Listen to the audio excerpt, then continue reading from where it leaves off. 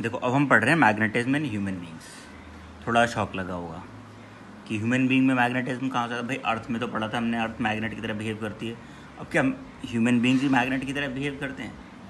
Actual में होता क्या है, ह्यूमन बींग्स में ना आयंस प्रेजेंट होते हैं। जो मिनरल्स प्रेजेंट होते हैं ना, सोडियम, पोटेशियम, क्लोरीन, मैग्नीशियम, ये सारे के सारे ना आयंस के फॉर्म में प्रेजेंट होते हैं। जो मैक्रो एंड माइक्रो न्यूट्रिएंट्स होते हैं वो पढ़े होंगे तुम लोगों ने बायो में, ठीक है। तो उसमें मिनरल्स आते हैं। जो ये मिनरल्स होते हैं ना, ये आयंस के फॉर्म में प्रेजेंट होते हैं बॉडी में। और जब ये आयंस एक जगह से दूसरी जगह मूव करते हैं तो हमारी बॉडी में क्या होता है, एक करंट प्रोड्यूस होता है, ठीक है। बहुत स्मॉल अमाउंट में करंट प्रोड्यूस होता है जिसे हम आयनिक करंट कहते हैं या आयन करंट कहते हैं। तुमने कई बार देखा होगा, कई बार तुम्हारी कोहनी या कहते हैं कोई बॉडी का पार्ट कहीं अचानक से टच हो जाए तो एकदम से पूरे शरीर में ना कहते हैं करंट सा दौड़ जाता है। वो आयनिक करंट, वो एकदम से डिस्चार्ज हो गया तुम्हारी बॉडी में से, तो वो करंट सा तुम्हें लग जाता है ना। एक्चुअल में होता है कि हमारी बॉडी में होते हैं न्यूरॉन्स, जिन्हें हम कहते हैं नर्व सेल्स।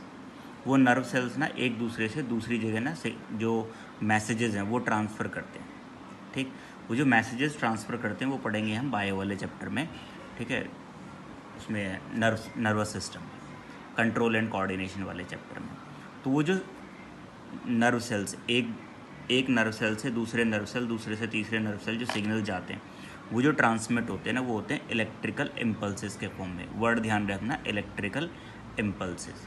जो ये इलेक्ट्रिकल इम्पल्सेस हैं, ये किसकी वजह से आ रहे हैं? ये आयनिक करंट की वजह से, ठीक है। इसका मतलब ये होगा हमारी बॉडी में हमेशा बहुत स्मॉल अमाउंट में करंट प्रेजेंट रहता है ना, जिसे हम आयनिक करंट कहते हैं। बॉडी के दो पार्ट ऐसे हैं, हार्ट एंड ब्रेन। इसमें जो ये करंट होता है ये थोड़ा सिग्निफिकेंटली ज़्यादा होता है, थोड़ा सा ज़्यादा होता है। और अगर कहीं पे करंट है तो उसके आसपास क्या होगा, एक मैग्नेटिक फील्ड प्रोड्यूस होगा पक्का।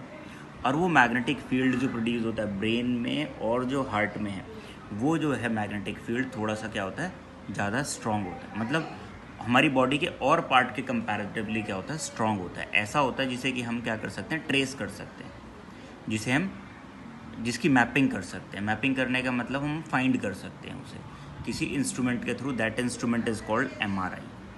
तुम लोगों ने पढ़ा होगा, एक टर्म पढ़ी होगी MRI, मतलब पढ़ी तो नहीं, सुनी होगी। मैग्नेटिक रेजोनेंस इमेजिंग कहते हैं। तो ब्रेन की MRI करवाइए या हार्ट की MRI करवाइए, वो MRI जो रिपोर्ट होती है ना, एक ग्राफ होता है एक्चुअल में।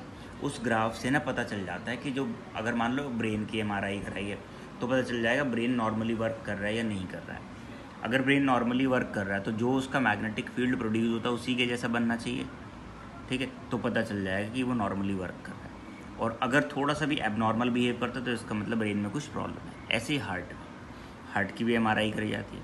तो दो ही हमारे बॉडी के ऑर्गन है जिनकी MRI कराई जाती है, वो क्या है, heart and brain.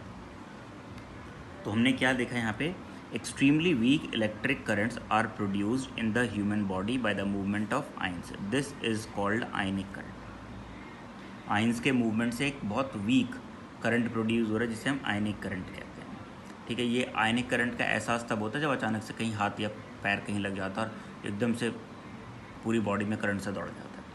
When the ionic current flows along the nerve cells, they produces magnetic field in our body।